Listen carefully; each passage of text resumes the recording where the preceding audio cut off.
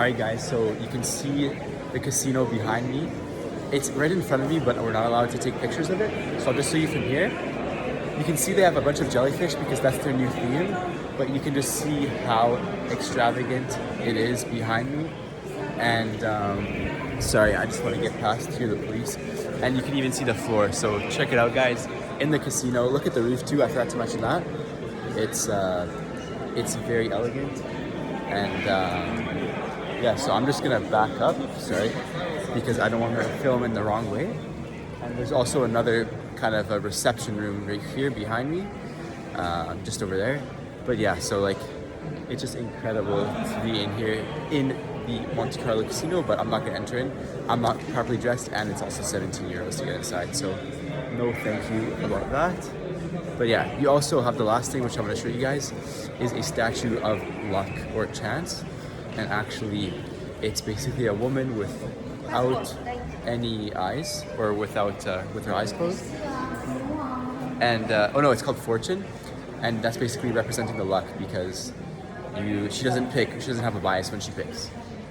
And here, guys, quickly is the entry rate to the casino. So on each side, you have a Omega store and a different type of luxury store, and just overall very luxurious. And there's a bag check as well. So I'm just gonna exit right now, and I'll show you guys. You have the people there that are entering, they're getting their bags checked, of course. And yeah, now we're here outside, and there's also a very big square just in front of the casino, so it's really cool. Behind me, you also have the Paris Hotel Monaco. So you can see just there, it has Hotel de Paris, so Hotel of Paris. And you have a bunch of cool cars, so like that's a three-wheeler there. And the cars are just countless, I can't even name them all. Okay, so check this out. I'm now on the other side of the stands that I showed you guys earlier in the day, and this is where the cars go, I assume, because the stands are facing this way.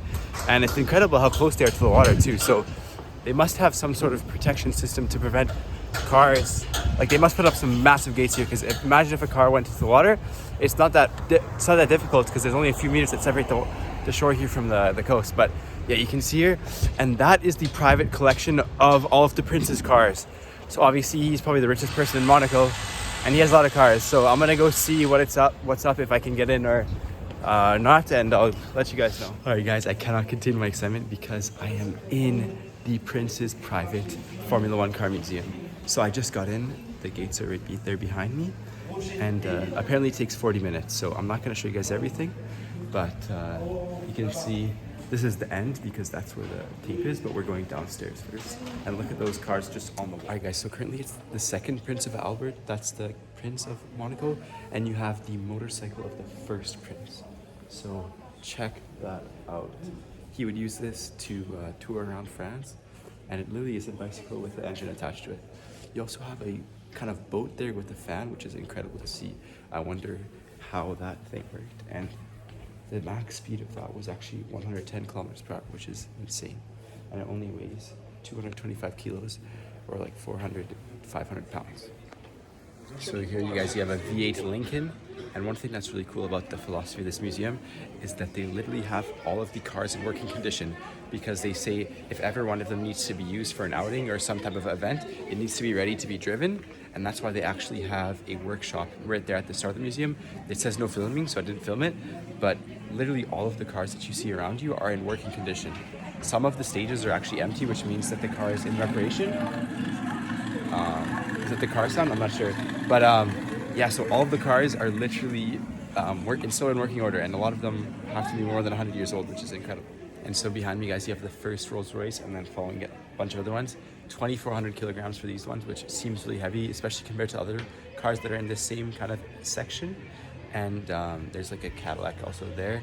But of course, with the prince being a prince, you would expect him to have the highest prestige cars. So that's why you have all these Rolls Royces. And obviously, as you may have guessed, this museum kind of moves through time. So there's even some horse carriages back there, which I'm not going to show you guys. But as we go farther, the newer the cars become. Alright guys, so I think this is really cool. The Monaco tradition is when the prince marries, to buy them a car. Like, I think all the business people or somebody buys them a car. This was the Rolls Royce that was bought for Prince Albert, if I'm mistaken. And then they drive from the royal palace to the church in that car where they get married. So this is literally the car. If you look here on the screen, this was the car that the current prince used. Oh, there, it's on the big screen as well. because it's a Lexus hybrid. So you might be thinking this guy is like a millionaire. Why would he pick a Lexus hybrid?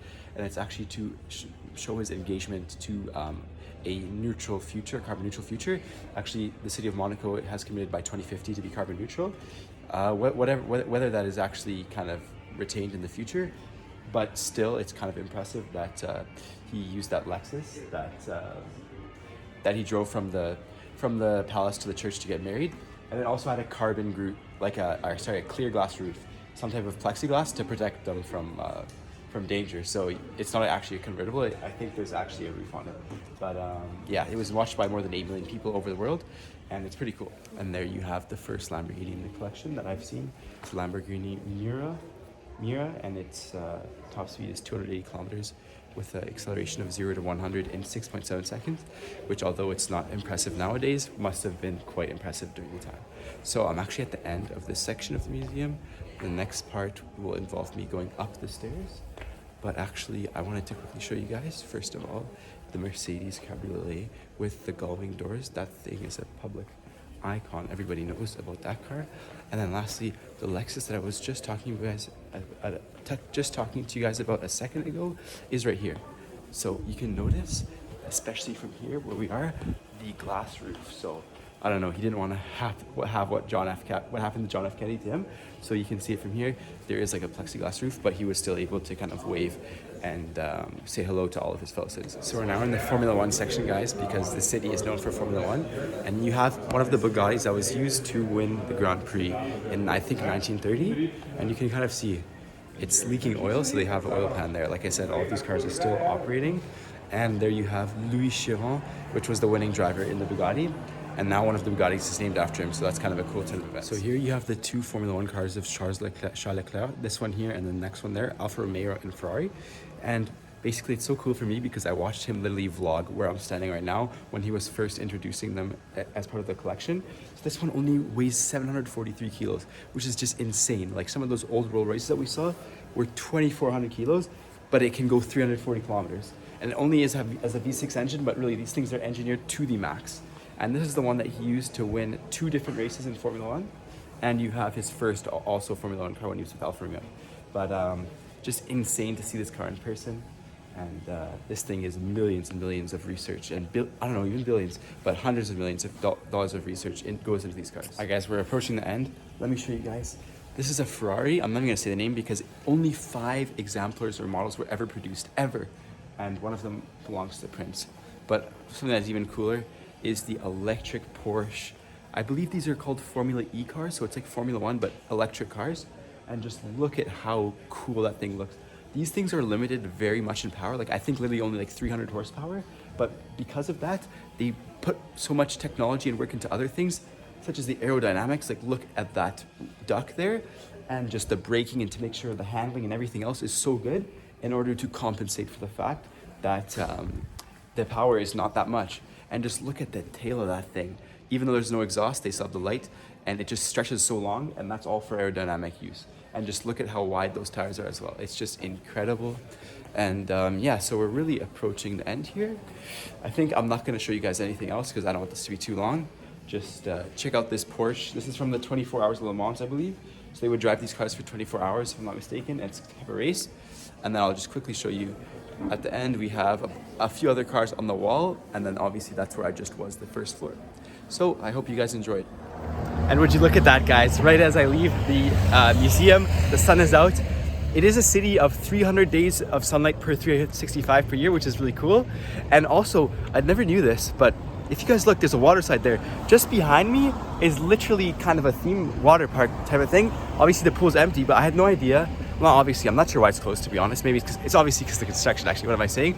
But I did not know that there was a water kind of pool right beside the racetrack. And that must be kind of annoying for whoever's the owner of that, because every time the Grand Prix happens, they got to close it down. But yeah, I'm just walking alongside the racetrack where the cars go. And then if you look there at the hill, I think that's where the Prince's Palace is. So I'm gonna head there. And honestly, I didn't expect to do this, but I'm gonna be spending pretty much the whole day here. I know the last bus to go back to Nice leaves at like 7, so I gotta be there in the next 2 hours, but I should have sufficient time.